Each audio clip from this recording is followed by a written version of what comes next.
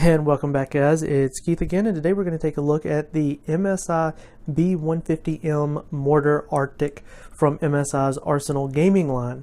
Now, this is a great motherboard to pair up with something like a locked i5 as well as 2133 DDR4 memory, because it doesn't support overclocking, which, as we look at the motherboard, you'll see why I'm actually kind of sad that this board isn't in a Z170 variant. But let's go ahead and get the box open and start going through the packaging. So it looks like it comes with two SATA cables, so instead of your typical 4 to 6, you only get 2 with that.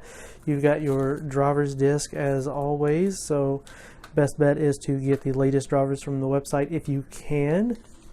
This is a thank you card and a quick installation guide for your coolers and such. All right, so here is your IO shield, which is not padded, but it is black, so it's not super plain.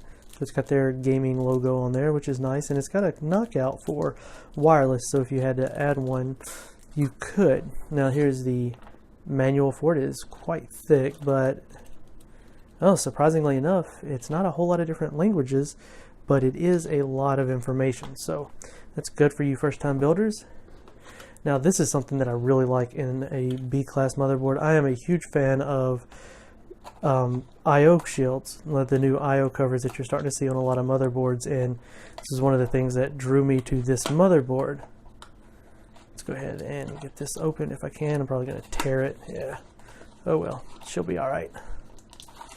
Pulling it out, and this is the IO shield. It goes over the IO will go on the back, so as your back shield will go there. Go ahead and take a look at it. This is actually really nice.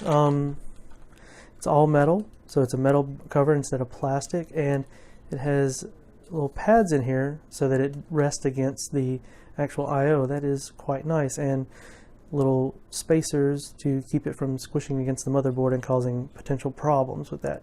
So we'll set that to the side right there and come back to that once we get the motherboard itself out. Now, this is why I said it's quite unfortunate that this isn't in a Z170 variant. Had it been in a Z170, this would be going in my personal build, regardless of other, regardless of its overclocking capabilities. All right, let's see. Got that sticker off of the bag there, and I did not want you to get this one out. Now, this is a very low-cost B-class motherboard, but it's white PCB, so usually this is reserved for the more expensive motherboards. All right, you see here, you got your reinforced PCI Express by 16 slot, your M.2 slot. It supports even full-length M.2s with a space in there for another PCI Express by 1, and then a wired by 4. So this one will support Crossfire, but not SLI. So you're not going to get SLI on here, but again, you're looking at lock SKUs. So you got your 4 slots for your memory, supports up to 2133. That's your B150 chipset cooler, CMOS battery. And even though it doesn't support overclocking and it is a B-class motherboard, they did put some nice heat sinks on here, which will help for longevity as well as keeping it cool. Now, this is a riser card that you could put, say, where the IO shield had outputs for antennas, you could put a wireless card in there if you wanted to. The audio solution is a bit lackluster, but again, this is more of a budget-oriented board that still looks really good. Now, in terms of IO, you have your PS2 ports, your DVI, HDMI, USB 2.0 and USB 3.0 and 3.1 and 3.1 type C, which is quite nice, as well as full 7.1 audio and your Ethernet jack there. Flipping it over on the back, you can see that it is a solid white PCB, which is quite nice. I actually really like the way this looks. It is certified by SteelSeries, whatever that means. Honestly, I can't recall at the moment. Has something to do with the keyboard inputs and being able to set up custom macros.